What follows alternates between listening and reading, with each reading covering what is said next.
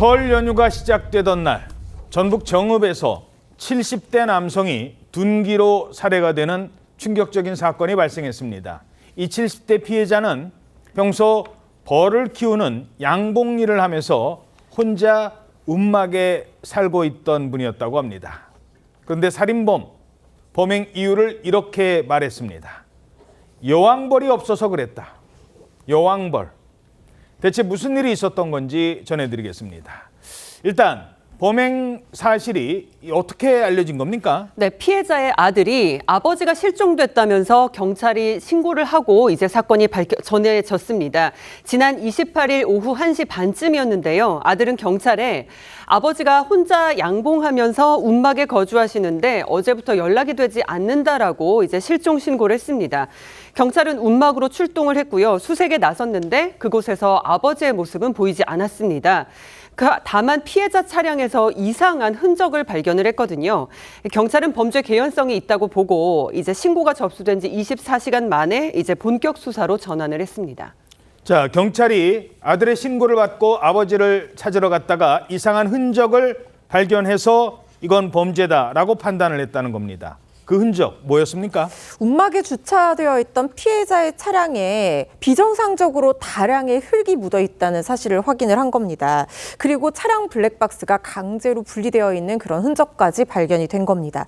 또한 배달 기사로부터 지난 27일에 누군가가 움막에 왔었다. 이런 정황을 확인을 하고 침입자가 있었구나. 그렇다면 타살이 아닐까 이렇게 수사가 진행이 된 건데요. 본격 수사에 나선 경찰이 인근의 CCTV 여러 대를 분석을 했더니 한 남자가 27일 오전에 피해자의 움막을 찾은 것을 확인을 할 수가 있었습니다. 그리고 지난 29일 오후 4시 반쯤에 주거지의 은신에 있던 이 70대 남성 A씨를 검거를 하게 된 겁니다. 자, 유력한 용의자와 피해자 모두 70대입니다.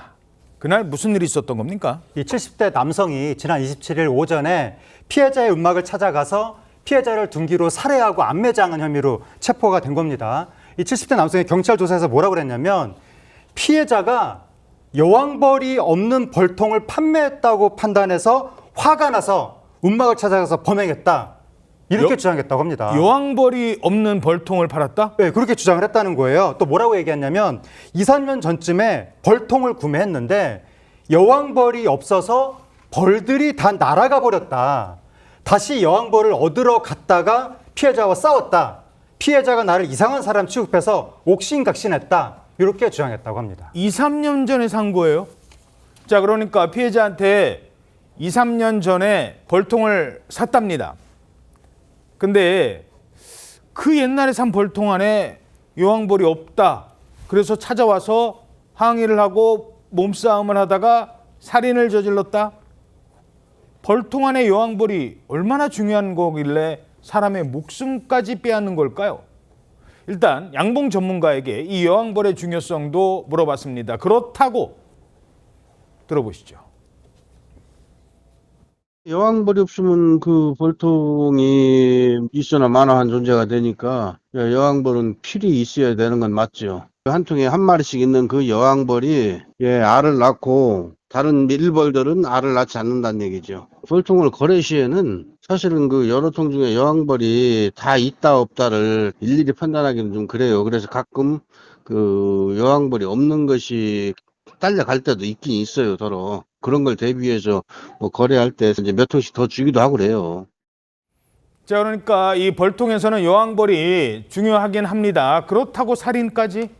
아니, 그리고 설사 벌통에 여왕벌이 진짜로 없었다고 해도 그걸 파는 사람이 고의로 그랬다라고 단정할 수는 없는 거잖아요. 그렇습니다. 절대로 이렇게 고의라고 단정할 수는 없고요. 게다가 무려 2, 3년 전에 산 것인데 그걸로 다투다가 살인까지 했다고 하니까 그렇게 주장하는 상황입니다. 그러니까 이 범인은 우발적 범행이라는 주장을 하는 것 같은데 사실 다투고 곧바로 범행을 한 것도 아닙니다. 왜냐하면 경찰 수사 결과 이 70대 남성이 27일 오전에 피해자의 움막으로 찾아가서 다퉜고 이후에 다시 자택으로 돌아간 뒤에 다시 움막으로, 그러니까 움막에서 다시 자택을 갔다가 다시 움막으로 와서 범행을 했기 때문에 그게 설 연휴 때 그랬다는 거잖아요. 그렇습니다. 그래서 이게 과연 우발적 범행이냐라는 이제 의혹도 있습니다. 이 즐거워해야 할 설 연휴에 아버지가 돌아가신 상황이라서 가족들은 매우 큰 충격에 빠졌는데요.